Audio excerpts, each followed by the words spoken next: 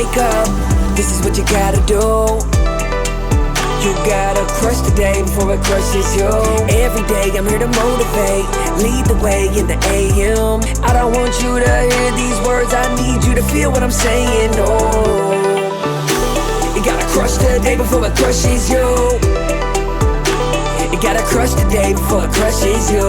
In the building, Drewbie Wilson, motivation's coming, I can feel it. First thing that you need to do is crush the day before it crushes you.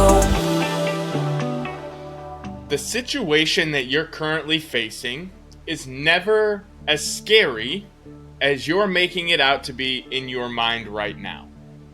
And I'm going to share a story about an accident that I had probably, 20 years ago now, maybe. And it relates to when I was riding BMX bikes.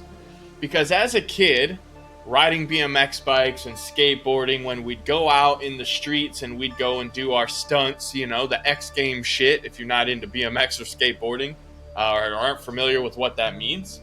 And so we would go out and we'd find these different obstacles to do these tricks on. And for one of the things I grew up really enjoying was grinding down handrails on my bike. So I would ride my bike, I'd hop up on the handrail, I'd put my pegs on there, I'd slide down that son of a gun and hop off. And there was a time where we would always do these like run-ups, right? So we'd kind of see the obstacle and we'd run up to it on our bike like we were going to do it and then stop at the last second. And we'd kind of like either psych ourselves up and get in the mode and like dial into the zone and hop up there and get it done. Or we'd psych ourselves out where we would run up to it and we'd look at it and we would get it like just overly scared in our mind and we'd choose not to do it that day. And a lot of the times what we would find is when we would go back to that obstacle another day in a different frame of mind, with a different level of confidence, maybe on an extra Red Bull that day, right? Just kind of that extra liquid courage, because we were young, we wouldn't do anything like, drink underage or nothing, right?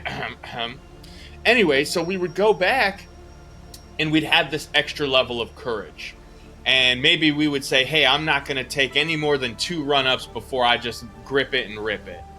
And so that situation is almost always like that in your life too, right? Whatever you're facing in your business, maybe it's a hard conversation that you have to have with an employee or a vendor or a client, right? It's something that you don't want to have to call them and let them know, hey, your policy's been canceled or this issue or that issue has come up and we're going to have to find a solution. Those are hard conversations.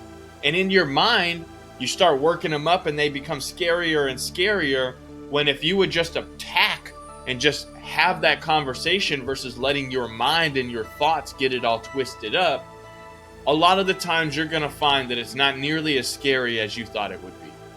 And the sooner that you can learn to just start taking action and getting things done versus letting them build up in your mind and become those scary little negative thoughts that keep us from greatness, well, the sooner you can go and be great. Get out there and have those hard conversations, do those hard things, and realize it's never as scary as you thought. If you enjoyed this episode, be sure to go back and check out all the previous episodes.